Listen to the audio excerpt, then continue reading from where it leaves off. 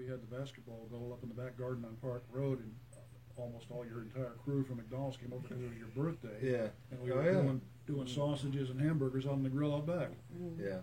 So get food is always a good way to kind of break the ice and get people over to be able to hear the gospel, whereas otherwise they might be a little bit hesitant.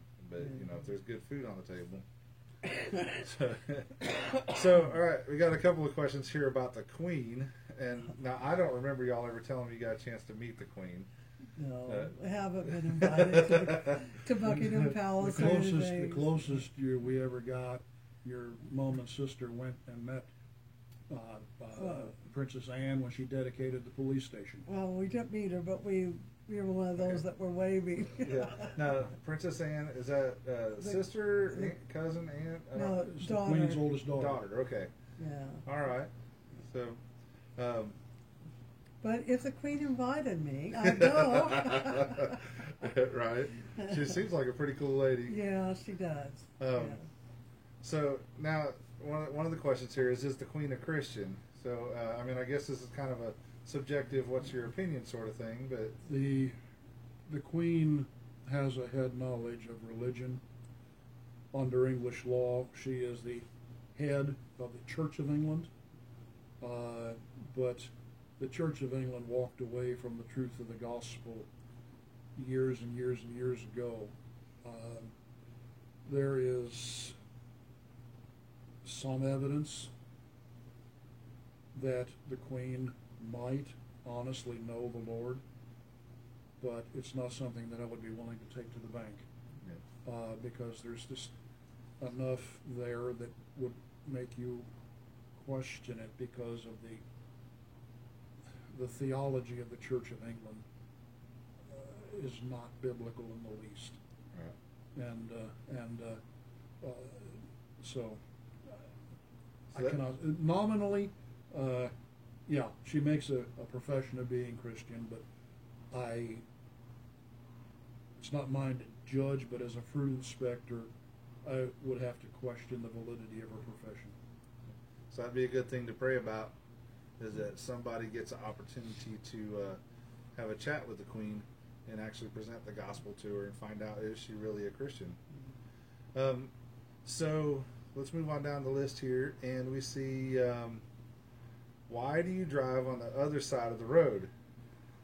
Because back in the old days, when men carried swords and rode on horseback, it was easier and more accurate to swing your sword with your right hand, and so you steered your horse with your left hand, and so the swords were on the side where the center line on the road is. Okay. Well, there answers that question. Self-defense.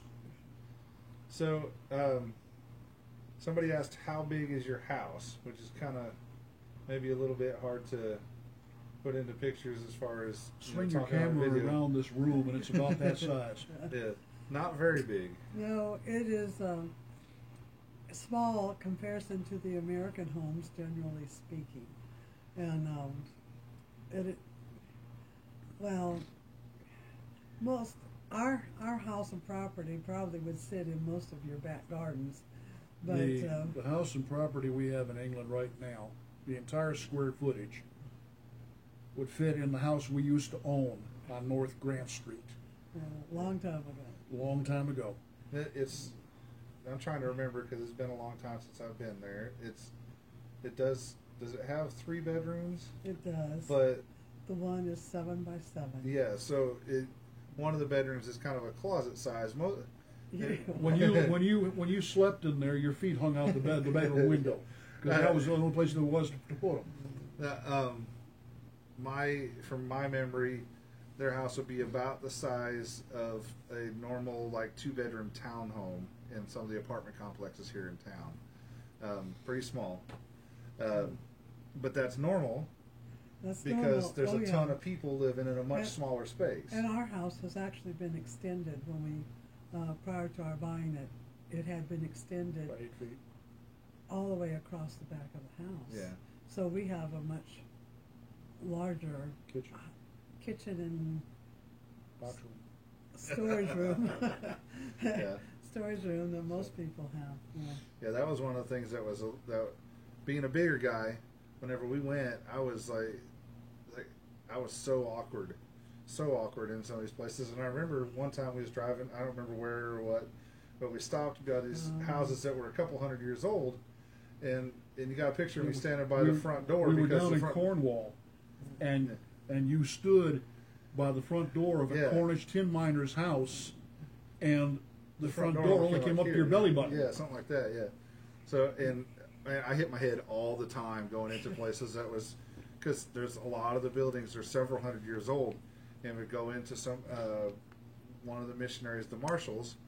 They had an old pub that was their house, and I remember walking in and smacking my head on the big main roof beam in their living room because back then everybody was really short, so all the houses were really little. So I guess not much has changed. I don't know. So English. So we speak English. The English speak English, but it's not the same. No, it's like I pointed out when some of the foods. We have French fries here. It's chips in England. You have potato chips. We have crisps. Girls wear bangs here, and it's fringes in England. So there's a lot of terminology that is different. There's a lot of perfectly acceptable American words that are not polite in England, Yeah. That's true. Well, and a lot of English words they're not polite here. Well, and there's even some that look the same and mean the same, but they're pronounced different, like garage. Yeah, Garage. garage. Yeah. What's some? Bernard Shaw said, wrote, and George Patton quoted, "England and America are two countries divided by a common language." Yeah. Yeah, that was And, something I remember it being quite an adjustment for. I mean, even a couple of years after we'd been there, I would come home and be like, well, "Guess what I found out today?" Just saying, here's what this word means, or That's why I bought the Oxford Shorter Dictionary to stay out of trouble. Yeah. So yeah, have some awkward situations when you're speaking to somebody and you're understanding each other, but you're not really understanding each other. So somebody asked, "Is it hard being a missionary with kids?" And now y'all, of course, I'm how old am I? 43, so I'm not really a kid anymore, and Hannah's 35, so you don't have kids now, but Hannah was what, 7 or so She was when we 7 went over? when So we went to the Hannah field. is probably the greatest asset that we have in the ministry. Matter of fact, she's holding the work together right now. What? Because we're here, yeah, but the two of you did a lot of the heavy lifting stuff that Mom and I could no longer do. Yeah. When you left, way back when, I mean, just somebody had to take over those duties. Hannah wasn't big enough, strong enough to help your dad empty the things, but still, she could set up chairs. And we have for years she has said she is the chair lady. The chair lady. Like she rules the things, but she literally is the chair lady because she sets up the chairs for church. When you were seriously talking about leaving and not being song leader anymore, I had to pray day and night for months Yeah, you did. to get answered prayer, to be able to stand up and carry a tune in your absence. And that's the way it is with most missionary children. I can't Everybody speak for gets a all of job. them, but our children, they had their jobs and desperately missed when they leave. And, because a lot of times there's just nobody else to pick up those duties, and it just makes more for those who are left. And our daughter Hannah is, she sets up the chairs and she even helps carry things in because we are in a rented facility, and everything that we use we have to carry in. And it's a much longer route to get there. And so you just think, well, what would we do if she left? Well, I don't know, but that's the same thing we thought about you. and somehow or another, it got taken care of. But we were younger, and And of course, Hannah was getting older, so she so it worked together, you know. But yeah, you left a big hole when you came back. I mean, right? I mean, everybody that was faithful in Bedworth are now in glory. Yeah. But before they departed this life, among their parting thoughts was concerns and best wishes for you, because of the impact you left on their lives. Yeah. So yeah, it's but it is difficult, and some missionaries elect to send the children to the local schools, and some to homeschool. And like when you went, well, we had thought we would homeschool, but in saying that, you really couldn't get into the local schools at your age. Yeah. And Didn't fit either. and, Well, yeah, I mean, I was, you know, when I was 16 by the time we'd gone. So most in that kind of where their primary school cuts off, Yes, and they're that's going to right. university at that time. So well, or A levels, and you know, and perhaps we could have gotten you into A levels, but that was something I learned years later. yeah, there was And, a whole big period of adjustment to find out a lot of those Yeah. things. Yeah. And of course, Hannah, when she got to be that age, we did enroll her at the local tech to finish her A levels. Then she went on to university. But yeah, but you know, the kids, they just pick up their jobs and run with it, basically. So somebody asked, how many people have been saved over the years in your ministry? I honestly couldn't tell you. It's actually honestly see them honestly saved. In a quote unquote post-Christian culture is difficult indeed.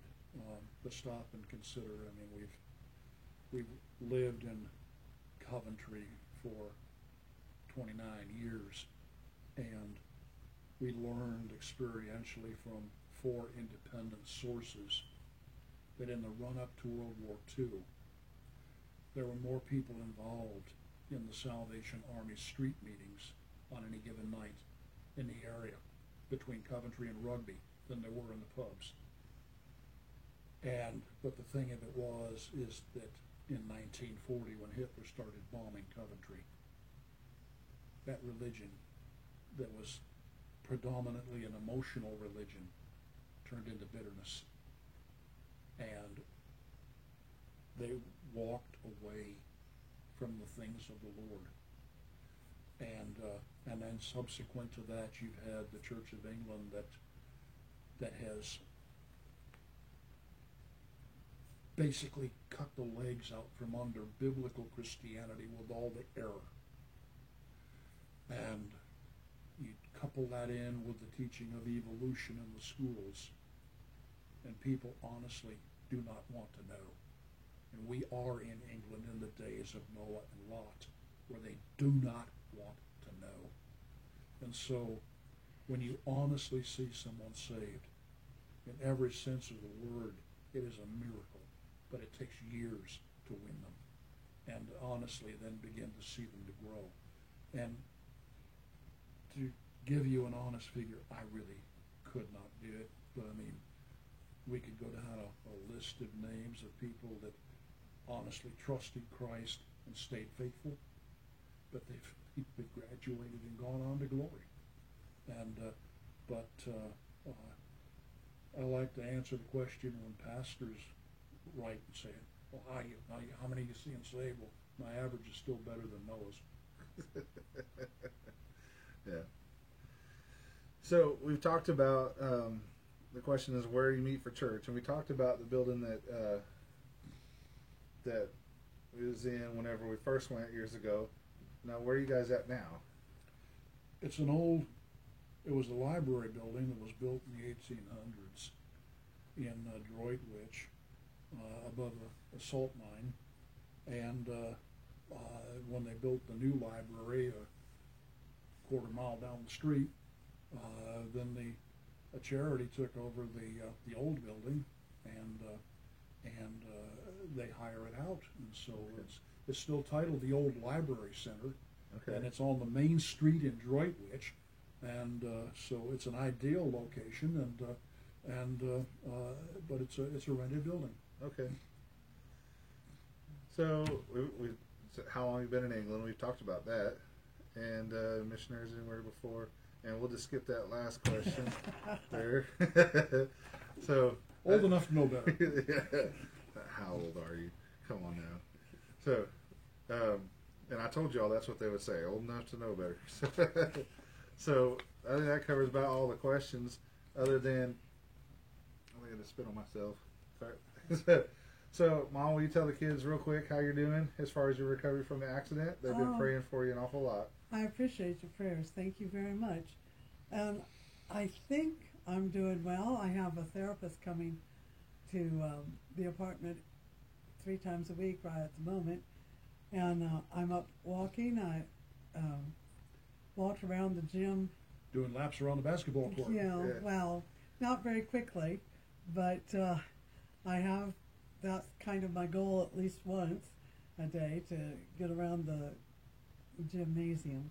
And I have my exercises to do, and the whole thing is I just need to build strength so that my legs will allow me to walk, and my arms to, well, pick up things actually. You probably could see the water here on the table, but I cannot open one of those bottles, so I need to get some strength in my hands and my arms to be able to use them properly. And but I think I'm doing fairly well under the circumstances. Well, it's pretty remarkable to see where you've come from since the accident. You know, even Shauna had contact with a family member of somebody who was at the scene of the crash, and said that they weren't expecting you to make it from what they saw there in the street that night. So, so Well, we're so God's thankful. been very good. Yes, God's been so good. To And, be and honest, it's an outright miracle that any of us survived that crash. so, Mm. so it's very good to see the progress that you're making. It's very exciting to, you know, to hear when you're making laps around the gym, which may not seem like a whole lot, but just for, you know, 12 or 13 weeks, it's pretty amazing to see what God's done. And Well, kids are so thankful for the way that you guys keep praying. Yeah. So we hope we'd like to have, whenever you're well enough to be able to get out of the apartment and come out, we'd love, you know, I know the kids would love to be able to see you in person. Well, you'd love to come up there, So but We got that in the plans. yeah, that's good. we're hoping to go back April time. Got a You couple know, more but- months. Couple more months, maybe 3. I don't know. We'll just have to see how the Lord gives me strength. But when I think about a month ago, I was Yeah. still bedridden. Yeah. Could Yeah. not get out of bed. Could not. Not one step. Couldn't even sit on the side of the bed. Couldn't sit in a chair. And now I'm taking steps. I mean, okay, so walking around the gym, no, that's no big, Well, we'll know you're No. healthy when you get your foot in my back and kick me out of bed. yeah, something like that. So, But you know, it is amazing, and it's all God. It's Yeah. all God, and I'm thankful Absolutely. for that. Yeah. all right. So we've talked for quite a while. You found out a whole lot about our missionaries to England. So it gives you a lot of stuff to pray about. And said hopefully you get a chance to meet, well, you've already got the chance to meet Dad. He came up and spoke the day after the accident, which was pretty amazing. So hopefully they'll be able to get up and see you guys again soon. And if you have any more questions or anything like that, I'm sure they'd be happy to answer them for you. And they're always excited to get any kind of mail, whether it's email or letters, and we can make sure you guys have the correct addresses to do that. My dad absolutely loves to send letters, so anybody wants to send him mail, you know, whatever. He's very, very good about responding to anything that he gets. So they'd love to be a part of you guys' life on a regular basis. And I think that's about it for this video. So Miss Shauna's going to push the stop button, and we'll see how it goes.